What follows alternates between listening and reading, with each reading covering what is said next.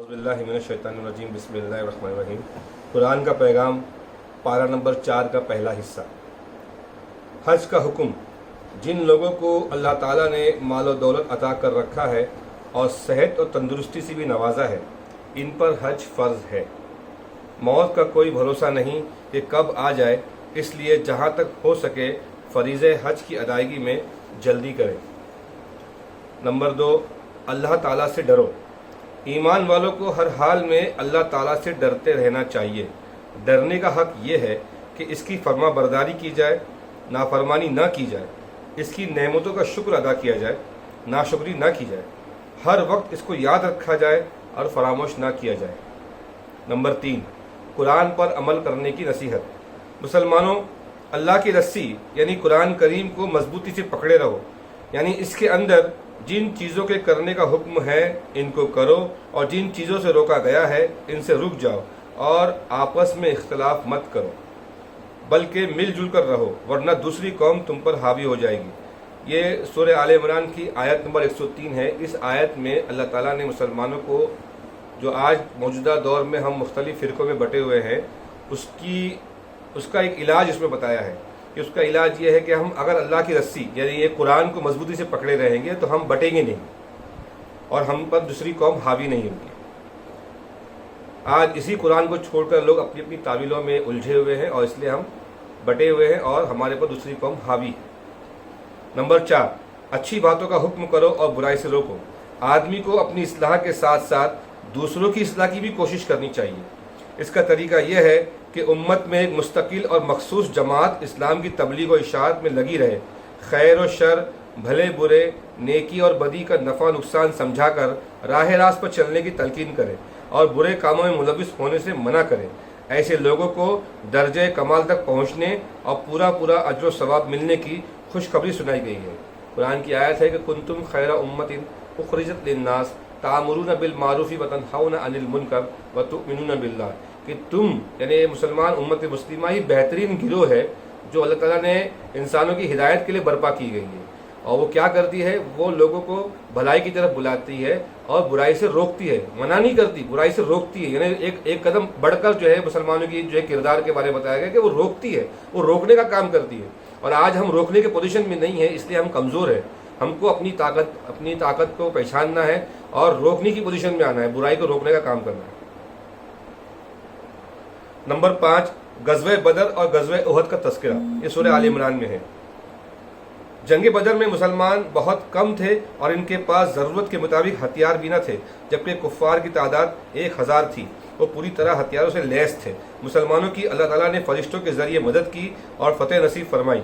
चुनांचे इसी का बदला लेने के लिए अगले साल कुफ़ार ने मदीने पर ज़बरदस्त चढ़ाई की और जंग उहद हुई। इस जंग में एक चूक होने की वजह से मुसलमानों को जानी व माली नुकसान उठाना पड़ा। आप सल्लल्लाहु अलैहि वसल्लम के चेहरे अनवर पर ज़ख्म आए और 70 सहाबा भी शहीद हुए। इनमें से हज़रत हमज़ा भी थे जो शहीद हुए। जंग बदर जो है, जंग बदर ये कुरान को अल्लाह ताला ने एक जगह पर फुरकान भी कहा, यानी फ़र्क करने वाली, हक और बातिल में फ़र्क करने वाली किताब फुरकान। और जंग बदर को भी अल्लाह ताला ने यौमुल फुरकान कहा है कि ये वो जो दिन था जंग बदर का, वो यौमुल फुरकान था। यानी उस दिन जो है हक वाज़े हो गया, हक दिख कर आ गया कौन सी चीज़ हक है और कौन सी चीज़ जो है नाहक है, वो दोनों में फ़र्क वाज़े हो गया। उस तरफ जो है उसमें एक चीज़ और वाज़े हुई कि उस जंग के अंदर, जंग बदर के अंदर जो रिश्ते थे, खूनी रिश्ते, जिसको आज हम बहुत अहमियत जानते हैं खूनी रिश्ते की, उस खूनी रिश्ते की अहमियत नहीं थी, बल्कि ईमान के रिश्ते की, कलमे के रिश्ते की बहुत अहमियत थी। एक तरफ यहाँ पे कलमे वाला भाई था तो उसकी बेटा था, तो उसकी बिगर कलमे वाला वहाँ पे उस जगह पर उसका बाप था। तो रिश्तेदारियाँ बटी हुई थी लेकिन कलमे की बुनियाद पर बटी हुई थी, समझे।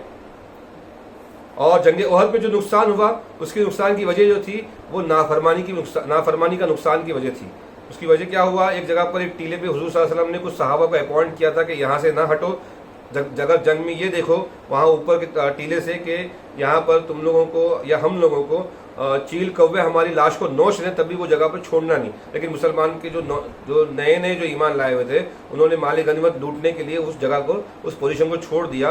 वो छोड़ने से क्या हो गया, हज़रत खालिद बिन वलीद उस वक्त ईमान नहीं लाए थे, उन्होंने वहाँ पर से आकर अटैक करके मुसलमानों को बहुत बड़ा नुकसान पहुँचाया। कुरान का पैगाम का दूसरा हिस्सा, पारा नंबर 4।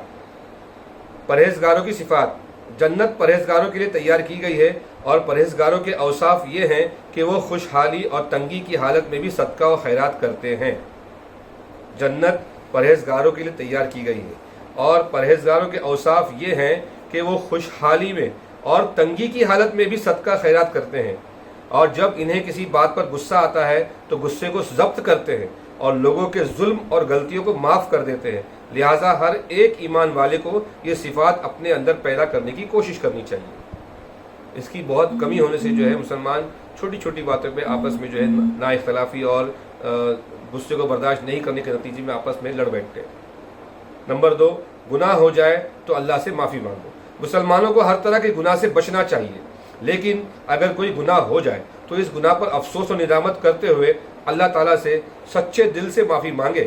اللہ تعالیٰ غفور اور رحیم ہے، معاف فرما دے گا، اور آئندہ اللہ تعالیٰ سے گناہ نہ کرنے کا سچا اور پکا وعدہ کرے۔ نمبر 3، آپس میں مشورہ کرنا۔ قرآن میں یہ حکم دیا گیا ہے کہ کوئی بھی کام کرنے کے لیے آپس میں مشورہ کیا کرو۔